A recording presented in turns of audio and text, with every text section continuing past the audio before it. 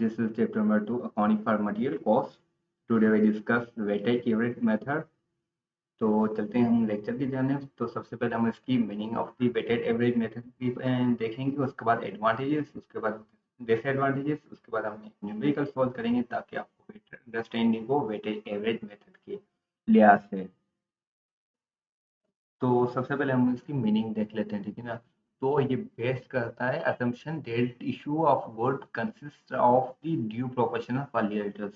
तो इसमें पॉइंट का मतलब ये बेसिकली ये मैं आपको एग्जांपल के दे के समझाता हूँ, ठीक है ना। फॉर एग्जांपल हमारे पास पहले इन्वेंट्री पड़ी हुई थी 100 और हमारे पास अभी रिसेंटली रिसीव की है 200। तो ये जो मैं ये टोटल इन्वेंट्री कितनी हो गई 300 हमारे पास हो गई।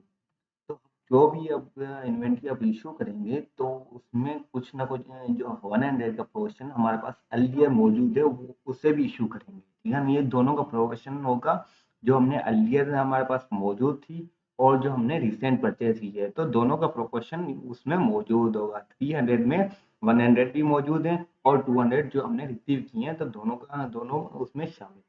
तो दोनों को हम इशू करेंगे, ठीक है ना। ये इस रिलेशनशिप में और उसके बाद it used weighted average price for the pricing the issue of material until new load is purchased, when a new weighted average price will be calculated.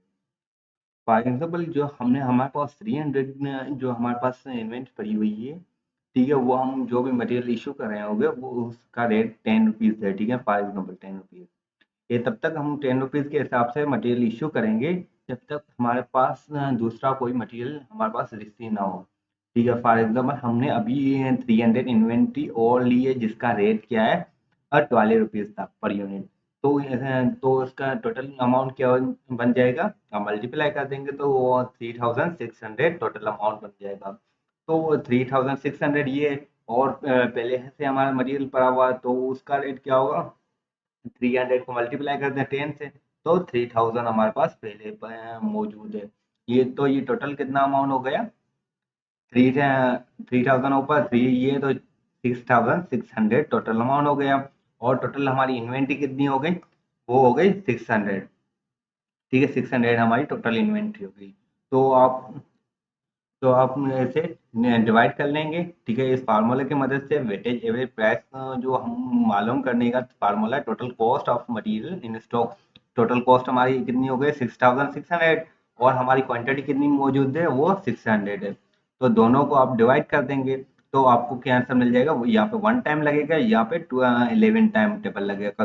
तो आपकी वेटेज एवरेज प्राइस क्या हो गई 11।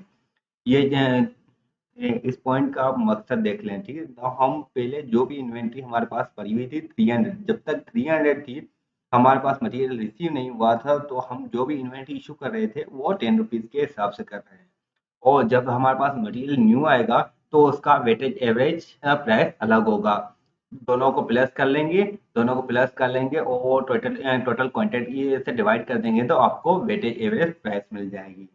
और हमारी लास्ट पॉइंट है, it is useful when the quantity of material in each load purchase not uniform.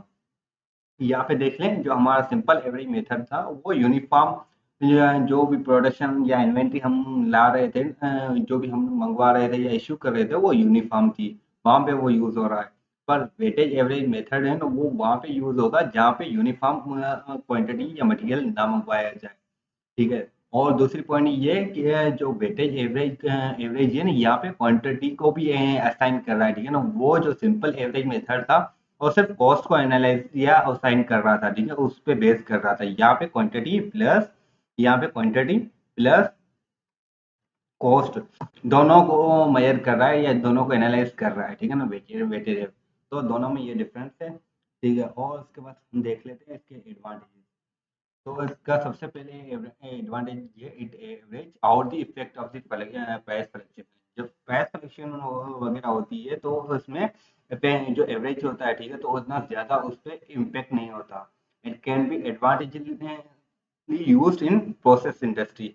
मैंने आपको फर्स्ट चैप्टर में बताया था प्रोसेस इंडस्ट्रीज कौन सी होती है और जॉब इंडस्ट्रीज वगैरह कौन सी होती है। जो ऐसी इंडस्ट्री जो किसी पर्टिकुलर जॉब को, इंडिविजुअल जॉब को ट्रीट कर रही हो एक यूनिट के तौर पर, वो यूनिट जॉब इंडस्ट्री या यूनिट इंडस्ट्री भी कहा जाता है। ठीक है, जैसे कॉन्ट्रैक्ट है, कॉन्ट्रैक्ट या सिंगल कॉन्ट्रैक्ट को हम एक जॉब की तरह ट्रीट कर रहे होंगे या यूनिट की तरह ट्रीट कर रहे होंगे। यहाँ पे प्रोसेस इंडस्ट्रीज वो इंडस्ट्री होती है जो हर एक प्रोसेस को एक यूनिट के तौर पे ट्रीट कर रही होती है। ठीक है, ये मैंने आपको फर्स्ट चैप्टर में डिटेल में समझाया था। आपने अगर वो लेक्चर नहीं देखा तो वो आप हमारी प्लेलिस्ट में जाके देख सकते हैं। ठीक है, तो ये उसका एडवांटेजली यूज करते हैं। ठीक है ना, जो प्रोसेस इंडस्ट्री में इस मेथड को यूज कर रहे हैं। और इसके डिसएडवांटेजेस क्या है, इनमें ना मे बी अनरियलाइज्ड प्रॉफिट। क्योंकि अनरियलाइज्ड प्रॉफिट कैसा होगा, क्योंकि यहाँ पे हमने एवरेज प्राइस ली हुई है, तो एवरेज प्राइस ली होगी तो हमारे पास एक्चुअल कॉस्ट तो आएगी नहीं। तो इस वजह से हमारा प्रॉफिट और लॉस का हमें ज्यादा पता नहीं चलेगा। It can B use in job order, ये मैंने आपको पहले बताया था। क्योंकि ये कौन सी ये इंडस्ट्रीज में यूज हो रही है, प्रोसेस इंडस्ट्री में यूज हो रही होती है। तो ये जॉब इंडस्ट्री में इसका ज्यादा यूज नहीं हो रहा होता। Where each individual order must be price at each stage up to completion. ठीक है, क्योंकि जो यहाँ पे हम एक प्रोसेस को वो ट्रीट कर रहे हैं सिंगल जॉब। यहाँ पे जॉब जो एक ऐसे इंडिविजुअल ऑर्डर है उसे ट्रीट नहीं कर रहे होंगे सिंगल ऑर्डर के तौर पे, या उसकी कॉस्ट मुहैया नहीं कर सकते। ठीक है, उसकी कॉस्ट मुहैया नहीं कर सकते जब तक उसका स्टेज कंप्लीट ना हो, तब तक हम उसकी कॉस्ट मुहैया नहीं कर पा रहे।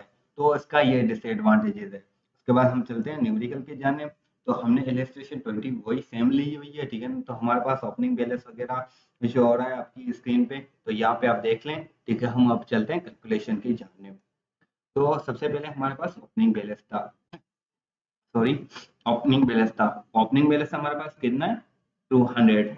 तो 200 है हमारे पास ओपनिंग बैलेंस, और इसका अमाउंट क्या बनता है, 2000।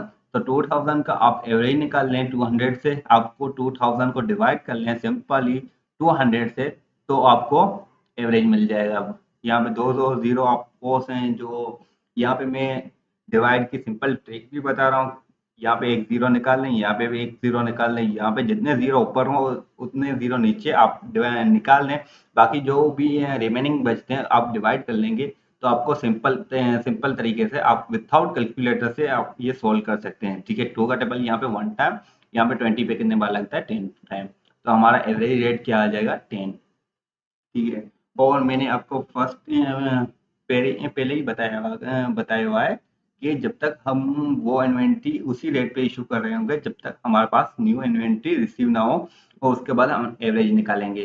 तो यहाँ पे क्या हुआ, तो ओपनिंग बैलेंस था हमारा 200, तो हम उसी उसी इन्वेंट्री को 10 रुपीज के रेट पे इशू कर रहे होंगे। और हाँ, जब हमारे फॉर डेट को हमने न्यू इन्वेंट्री मंगवाई है जिसका जीआरआर नंबर क्या है, 11 है, और क्वांटिटी कितनी मंगवाई है, 300, जिसका रेट क्या है, 12। तो आप मल्टीप्लाई कर देंगे तो आपका आंसर मिल जाएगा 3600। तो आप इन दोनों को प्लस कर लें। ठीक है, तो वो 100, ठीक है, और 2000 और 3600 दोनों को प्लस कर लें, और क्वांटिटी को प्लस कर लें।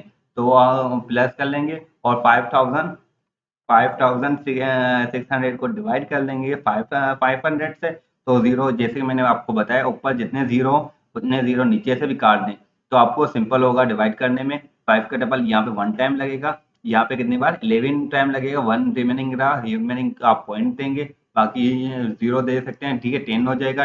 10 पे कितनी बार 5 का डबल लगता है, 2 टाइम। तो आपको एवरेज क्या मिला, 11.2। ठीक है, ये आपको एवरेज मिल गया। अब हम जो भी इन्वेंटरी इशू करेंगे वो किस रेट पे इशू करेंगे, 11.2, जब तक हमारे पास दूसरी इन्वेंटरी ना मंगवाएं या रिसीव ना हो। ठीक है, तो हमने इशू किया है रिक्वायरेशन जो हमारे 7 डेट को हमने मटेरियल इशू किया, कितनी क्वांटिटी, 400 क्वांटिटी हमने इशू किया। रेट मैंने आपको पहले ही डिफाइन किया था, 11.2 के हिसाब से करेंगे। तो जिसकी आप मल्टीप्लाई कर देंगे सिंपली 400 को 11.2 से, तो आपको आंसर मिल जाएगा 4480। रिमेनिंग बैलेंस क्या बचा, 100। और आप इसे 100 है, ठीक है, रेट हमने पहले ही डिफाइन बताया है, 11.2 होगा। और इसे आप मल्टीप्लाई कर देंगे तो 1120 आपको अमाउंट मिल जाएगा। उसके बाद हमने 10 डेट को फिर से यहाँ इन्वेंट्री रिसीव की है जिसका जीआर नंबर 12 है, और कितनी क्वांटिटी रिसीव की है, 400, और जिसका रेट क्या है, 14। तो टोटल अमाउंट क्या बनता है, 5600। तो आप दोनों को प्लस कर लें 5000 और यहाँ पे हमारा 6000 और 720 हो जाएगा। तो आप दोनों को डिवाइड कर लेंगे। डिवाइड कैसे करेंगे जो मैंने आपको तरीका बताया हुआ, ठीक है। आप सिंपली 6720 यहाँ पे रखें और 500 यहाँ पे रख दें। ये ऊपर 01 है, यहाँ पे 01 है, ठीक है। दोनों को डिवाइड दोनों को निकाल लें, ठीक है। यहाँ पे आप सिंपली डिवाइड कर लेंगे कैलकुलेटर की मदद से, या वैसे भी कर सकते हैं। तो आपको सिंपल आंसर मिल जाएगा 13.44 आंसर मिल जाएगा। तो आप अब जो भी इन्वेंट्री इशू करेंगे वो 13.44 के हिसाब से आपको इन्वेंट्री इशू करनी है। और यहाँ पे मैं आपको ये भी बता देता हूँ कि जब हम सिंपल एवरेज मेथड के हिसाब से सॉल्व कर रहे थे, तो यहाँ पे हमने जो पॉइंट के बाद जो भी डिजिट आ रहे थे वो उसे हम कंसिडर नहीं कर रहे थे, और वेटेज एवरेज में हम उसे कंसिडर करना है। और यहाँ पे क्वांटिटी को भी हमने कंसिडर कर रहे हैं, ना सिर्फ प्राइस को नहीं। यहाँ पे हम क्वांटिटी को भी कंसिडर कर रहे हैं, ठीक है। तो आप अब जो भी मटेरियल इशू करेंगे 3144 के, तो हमने 19 डेट को हमने मटेरियल इशू किया है 300 क्वांटिटी का रेट 13.44 है, जिसका अमाउंट बन जाता है। मल्टीप्लाई कर देंगे सिंपली 4032 आपका अमाउंट बन जाएगा। रिमेनिंग बैलेंस 200 मल्टीप्लाई कर देंगे तो आपको टोटल रिमेनिंग बैलेंस भी मिल जाएगा 2688। तो उसके बाद हमने मटेरियल फिर से रिसीव किया है 200 क्वांटिटी, जिसका डेट क्या है 16, तो मल्टीप्लाई कर देंगे 3200। तो आपका टोटल बैलेंस क्या आ जाएगा 400, और टोटल अमाउंट क्या आ जाएगा 5888। तो आप सिंपल डिवाइड कर लें। डिवाइड कर लेंगे तो आपको ये अमाउंट मिल जाएगा। ये अमाउंट 14.72 मिल जाएगा अमाउंट। उसके बाद हमने मटेरियल इशू किया है 28 डेट को। कितना 300 क्वांटिटी हमने इशू की है। और किस रेट पे इशू करेंगे 14.72 के हिसाब से, जिसका अमाउंट बन जाता है 4416। और रिमेनिंग बैलेंस कितना बचा 100। और 100 को आप 14.72 से मल्टीप्लाई कर देंगे तो 1472 आपको अमाउंट मिल जाएगा। और शॉर्टेज होने की वजह से हमने मटेरियल इशू करना है, वो शॉर्टेज लिखेंगे, ठीक है। तो शॉर्टेज, उसके बाद 20 इन्वेंट्री हमने इशू की है। किस रेट पे इशू करेंगे 14.72 के हिसाब से हम इशू करेंगे। तो आप इसे सिंपल मल्टीप्लाई कर देंगे तो आपको 294.4 अमाउंट आ जाएगा। रिमेनिंग बैलेंस कितना बचा 18। और हमारा जो किस रेट पे बचा, ठीक है, 14.72 को मल्टीप्लाई कर दें 11.77.6 आपको अमाउंट रिमेनिंग बैलेंस बचा है आपके अकाउंट में। तो ये था आज का लेक्चर। और इस लेक्चर से हमारा चैप्टर नंबर 2 कंप्लीट हुआ। इंशाल्लाह फिर मिलेंगे नेक्स्ट चैप्टर में नेक्स्ट टॉपिक के साथ।